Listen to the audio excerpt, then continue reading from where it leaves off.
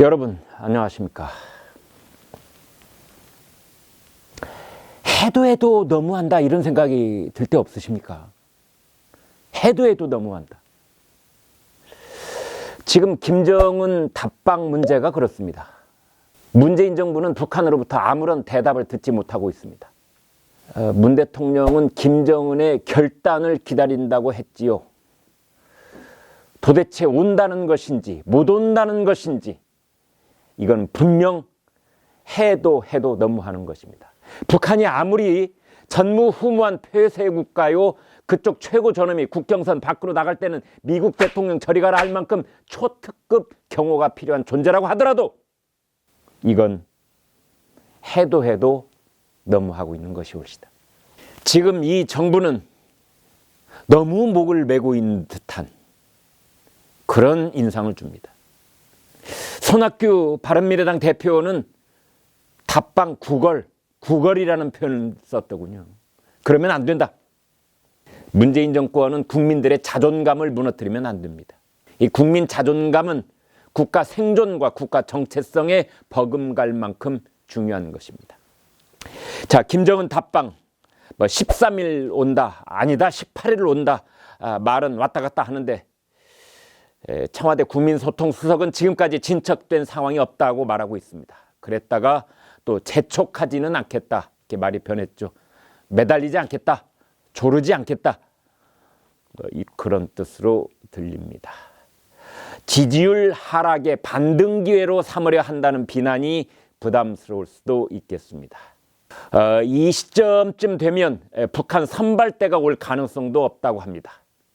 태영호 전 주영 북한공사는 12월에 김정은이 올 가능성은 거의 없어졌다, 무망하다 이렇게 얘기를 했더군요.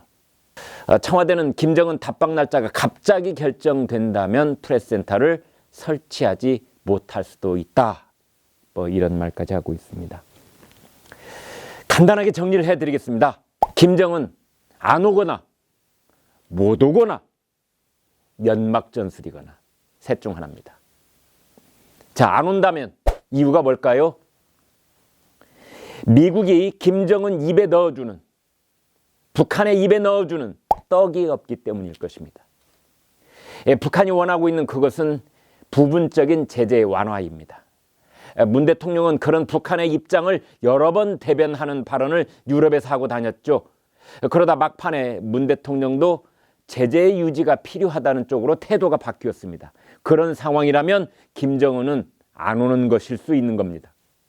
두 번째, 김정은이 못 오는 것이라면 경호와 신변 안전에 대해 100% 확신하지 못하기 때문일 수 있습니다.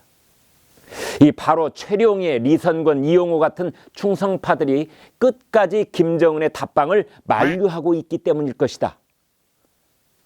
이것은 태영호 전 주영공사가 주장하고 있는 내용과 일맥상통합니다. 충성파들에게는, 평양에 있는 충성파들에게는 서울에서 김정은 탑승 차량을 향한 계란 투척 정도가 벌어져도 도저히 용서받지 못할 대형 사고로 받아들일 수밖에 없기 때문이지요. 그런 민망한 일이 벌어질까 끝까지 김정은 답방을 만류하고 있을 수 있다. 게다가 KTX 탈선 사고까지 터졌습니다.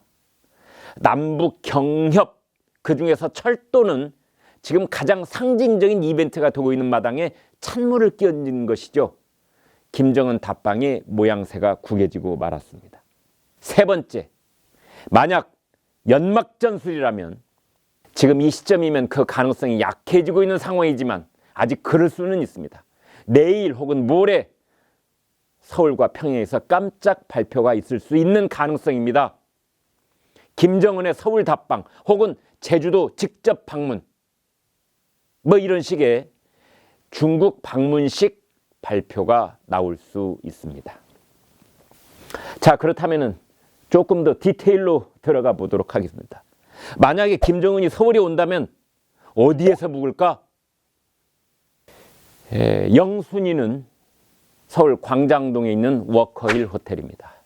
지난 2월 평창올림픽 때 김여정, 김영남, 김영철, 리선권, 현송월이 묵었던 호텔이죠. 그 이전에도 북한 고위급들은 워커힐에 묵었습니다. 서울 도심과 떨어져 있고 반대 시위와 충돌할 일도 적고 경호에도 아주 유리합니다. 그런데요, 워커힐 호텔의 워커힐이 무슨 뜻인가? 영어를 글자 그대로 해석하면은 워커 장군의 언덕, 워커힐. 워커힐인데요. 워커 장군은 6.25 때 메가더 장군과 함께 인천 상륙 작전을 지휘했고 낙동강 전선을 사수했습니다. 워커 장군은 1950년 12월 한국에서 숨졌습니다.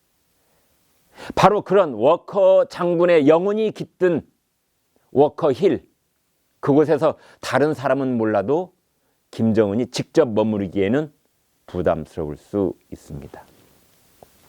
두 번째 후보지로는 서울 시내 이 반얀트리라는 호텔이 있죠. 현대건설이 최근 수리를 끝냈는데요. 남산에 있습니다. 반얀트리 클럽 앤 스파 서울, 이게 정식 명称입니다. 이 마이크를 동원한 함성을 차단할 수도 있고 방음시설이 돼 있는 곳이고 경호도 유리한 편입니다. 그 다음 후보지로는 정상급 인사가 종종 머물렀던 신라 호텔 혹은 그랜드 하얏트 호텔이 있습니다. 신라 호텔은 도심 중심에 있어서 경호에 어려움이 있을 수 있고 하얏트 호텔은 미국 대통령이 주로 묵었던 단골집이라는 점에서 북측에 역시 부담이 큽니다. 그러자 차라리 그럴 바에는 국무총리의 서울 공간을 빌릴 수 있다는 관측도 나옵니다. 또 하나는 김정은 위원장이 서울에 오면은 국립서울현충원 참배 같은 이 초대형 이벤트가 검토되고 있다고 합니다. 북한이 나름대로 정상 국가처럼 그렇게 행세하려고 공을 들이고 있는 만큼 외국 정상들의 현충원 참배 관례에 따라서 동작동 국립현충원에 가는 일정이 포함될 수도 있다는 것입니다. 2010년 천안함 폭침 유족 그리고 보수층 반대 여론을 진정시키는 효과까지 노리고 있다는 것입니다. 과연 그럴까요? 문재인 대통령은 김정은이 올 경우에 경호 안전으로 생기는 불편은 국민이 양해해달라고 했습니다. 국민들이 쌍수를 들어 환영해 줄 것이라는 얘기도 했습니다. 그런데 북한 비핵화에 한 발짝이라도 진전을 이루기 위해서 김정은이 서울에 오는 것을 그래, 김정은 서울에 오는 거 내 찬성할 수 있어, 이런 찬성하는 것과 김정은이 서울에 오는 것을 두 손을 들고 환영하는 것은 다른 문제올시다. 김정은 답방을 찬성하는 여론과 김정은 답방을 환영하는 것, 찬성과 환영은 구별해야 됩니다. 국가 예산이 통과가 되고 KTX가 탈선하고 이 굵직한 이슈가 한둘이 아닌데 김정은 답방 문제가 마치 블랙홀처럼 모든 이슈를 빨아들이고 있습니다. 모든 정부 부처가 오로지 김정은 답방 때문에 긴장하고 있고 당연히 우리 군도 긴장하고 있다, 뭐 이런 얘기까지 나오는 겁니다. 온다는 것인지 안 온다는 것인지 온다면 언제 온다는 것인지 정말 해도 너무합니다. 경호를 위해서 마지막까지 연막을 치는 게 아니냐, 이런 지적이 계속 나옵니다.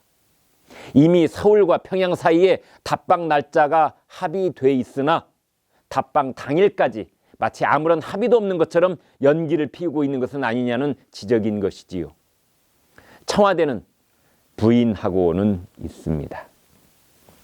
우리나라 대한민국 국민은 자유민주주의를 향유하는 국민입니다. 언론의 자유와 표현의 자유와 양심의 자유를 향유하는 자유민주주의의 대한민국 국민입니다. 우리 국민은 중국 인민도 아니고 북한 주민도 아닙니다. 북한과 중국 지도자들이 서로 오갈대하는 깜깜이 방문, 그러한 깜깜이 방문을 우리 국민에게도 그런 관례를 받아들여 달라고 요구할 수는 없는 일인 것입니다. 정말 해도 너무합니다. 김광일의 입에 공감을 하신다면 좋아요와 구독을 눌러주십시오. 고맙습니다.